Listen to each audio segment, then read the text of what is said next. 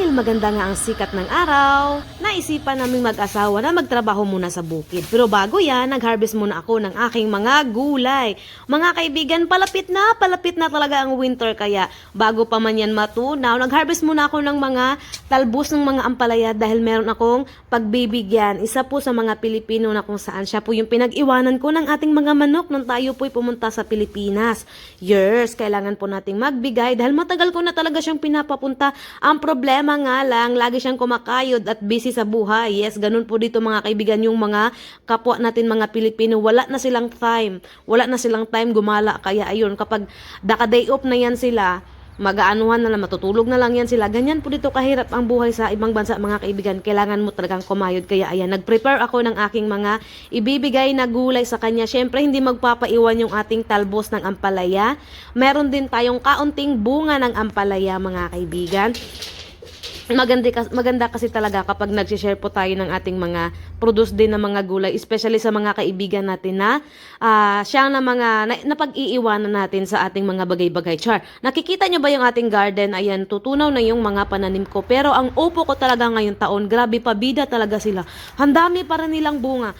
I think yung upo ko yung pinakamatagal mamatay at ang dami talaga niyang mga pausbong pa lang na bunga.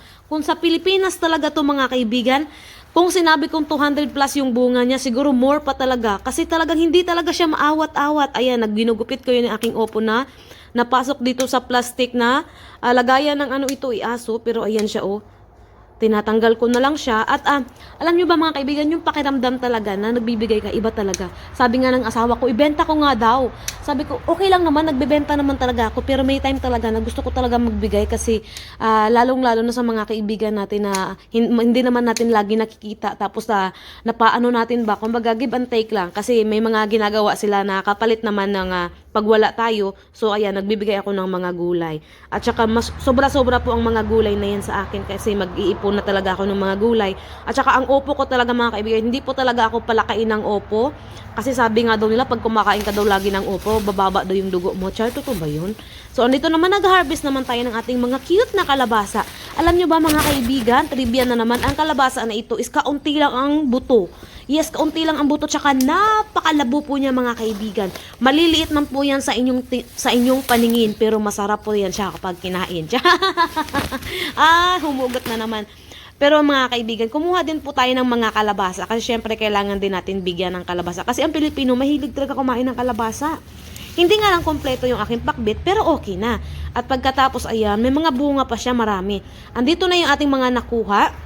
At syempre, andito yung ating opo. Nagbigay pala ako ng, I think 5 opo yung binigay ko. At malalaki po yan. Hindi ko alam kung paano po nila didiskartehan yung opo na yan kasi ang dami po. Kasi isang Pilipino lang po yung binigyan ko, pero binigyan ko po talaga siya ng yan. Maraming opo kasi nagtatagal naman po talaga ang opo kahit hindi po ito ilagay sa rep. At ayan na siya. So, iuwi lang natin to yung ating mga nakuha. And dito na pala yung ating mga nakuha. At syempre, andito na silang lahat. Ayan. Pero mga kaibigan, dinagdagan ko pala yung talbos ng ampalaya. At saka nagkuha pa tayo ng talbos ng kalabasa. O diba, kompleto yan mga kaibigan. Kung gusto mo magdiningding. Ilalagay ko na lang pala sa wheelbarrow. Kasi iiwanan na lang namin to sa labas. Kasi sabi ko sa kanya, kunin na lang niya yung laman ng wheelbarrow kanya lahat. At kami kasi nagtrabaho talaga sa bundok. So, hindi na namin talaga binidyo ng pagtrabaho namin sa bundok. Kasi syempre, malaman nyo yung sikreto. So, yan lang yung ating videos for today's videos, mga kaibigan. Sana po nag-enjoy po kayo sa ating harvest, sa ating garden. So, kahit mag-winter na yan, mga kaibigan, hindi naman po ako nagsisisi. At ang dami ko naman talagang na-harvest dito sa aking garden. So, lagi nating tatandaan na kapag may itinanim, syempre legit na legit, meron tayong aanihin. Kaya kayo dyan sa Pilipinas, para makamura sa inyong gastusin, magtanim na mga kaibigan. Salamat!